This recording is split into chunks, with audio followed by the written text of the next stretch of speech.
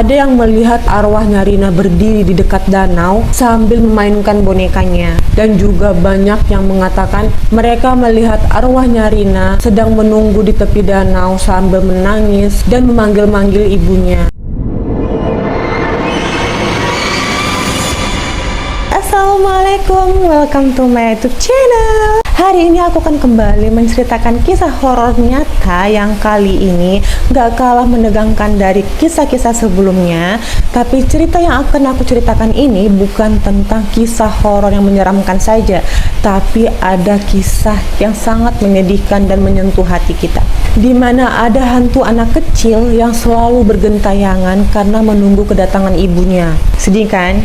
Yaudah, gak usah berlama-lama lagi, langsung aja kita lanjut ke ceritanya. Tonton video ini sampai habis ya, pasti kalian akan sedih banget sih. Cerita ini diceritakan oleh subscriber aku, kita sebut aja namanya Lala. Dia tinggal di desa kecil di Jawa Tengah. Untuk nama desanya kita samarkan saja ya, nggak usah kita sebutkan. Nah, saat itu Lala masih berusia 7 tahun dan dia mempunyai teman masa kecilnya yang bernama, kita sebut aja namanya Rina.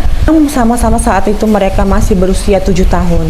Nah, si Rina ini tinggal bersama ibunya di rumah kecil di pinggir danau. Nah, Rina dan Lala sering main bareng karena memang selain usia mereka yang terpaut sama, mereka juga saling cocok saat berbagi mainan dan bercanda tawa.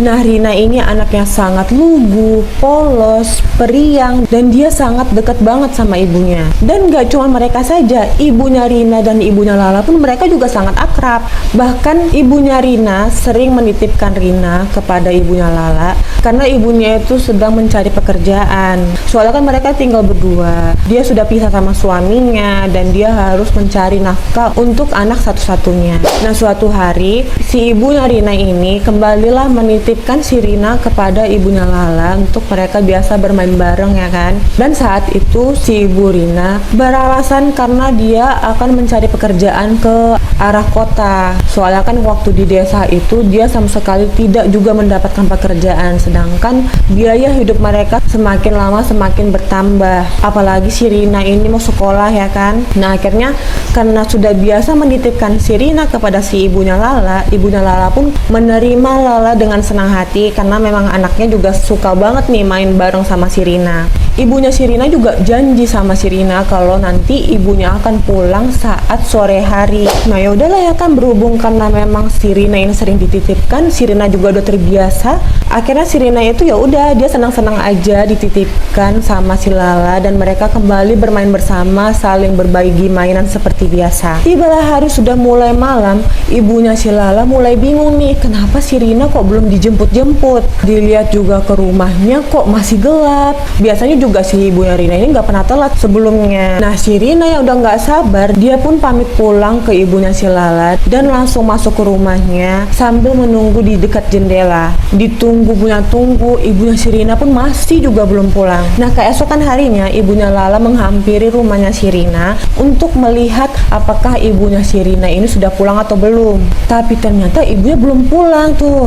Hanya ada Rina yang sedang duduk di dekat jendela sambil melihat ke arah luar yang berharap semoga ibunya cepat datang. Nah, karena si ibunya Lala itu ngerasa kasihan, akhirnya dia meminta anaknya si Lala untuk menghibur si Rina supaya nggak terlalu sedih gitu ya kan, karena si ibunya itu belum pulang juga. Tapi ya namanya juga pikiran nggak tenang, ibunya belum pulang, si Rinanya itu jadi kayak yang nggak bersemangat gitu. Sampai si Lala ini juga ngajakin datang ke rumahnya supaya mereka main bareng seperti biasa ya kan, tapi si Rinanya itu tetap nggak mau. Sampai sore hari tiba, si Rina ini terlihat sangat sedih. Dia juga duduk menunggu di dekat danau sambil melihat, biasanya kalau misalnya ibunya pulang itu terlihat dari danau itu. Tapi sayangnya sama sekali nggak ada tanda-tanda ibunya akan pulang. Malam semakin larut pun ibunya masih juga belum pulang. Akhirnya si Rina ini karena bosan ya kan, dia berjalan-jalan lah di danau itu sambil memainkan bonekanya, main air dan melempar batu karena mungkin untuk menghilangkan rasa bosannya kali ya.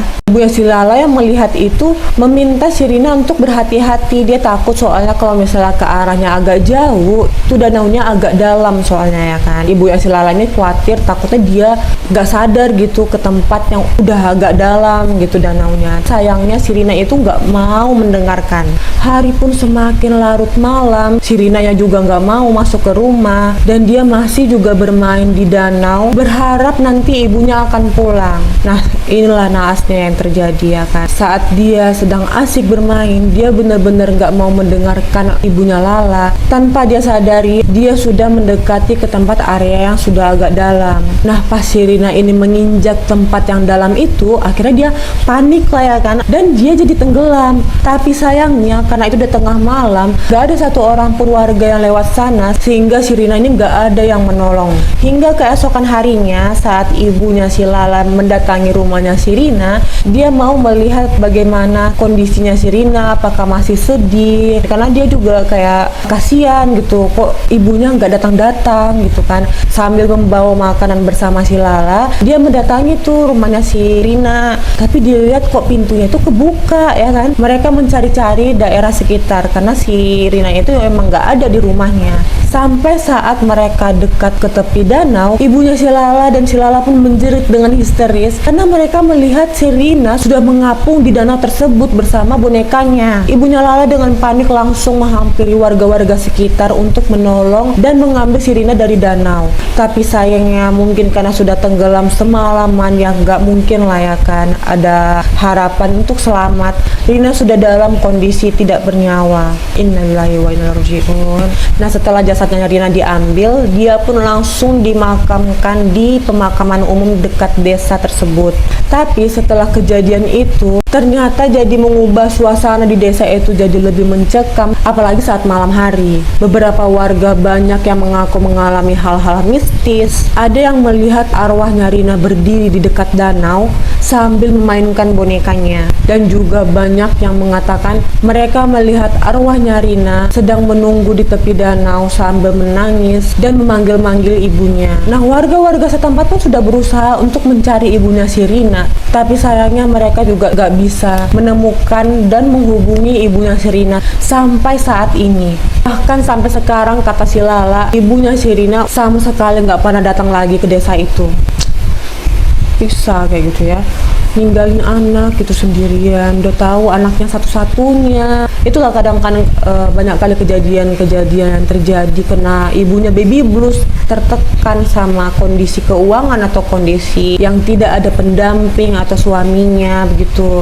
Nah, menurut ceritanya si Lala, ibunya itu memang sudah ditinggal oleh suaminya, makanya dia tinggal bersama anak satu-satunya si Rina ini. Nah, sedih kan, kasihan gitu ya, maksudnya masih kecil gitu, dia masih pengen mengetahui banyak pengetahuan di dunia ini, tapi sayangnya udah ditinggalkan sama ibunya. Kalau menurut kalian gimana? Apakah memang ibunya itu kabur atau emang nggak mau mengurus anaknya? Kalau memang nggak mau ngurus, harusnya kan dititipin gitu ke panti asuhan atau ke saudara atau keluarganya, atau kasih tahu sama warga setempat kalau memang dia udah nggak sanggup mengurus anaknya.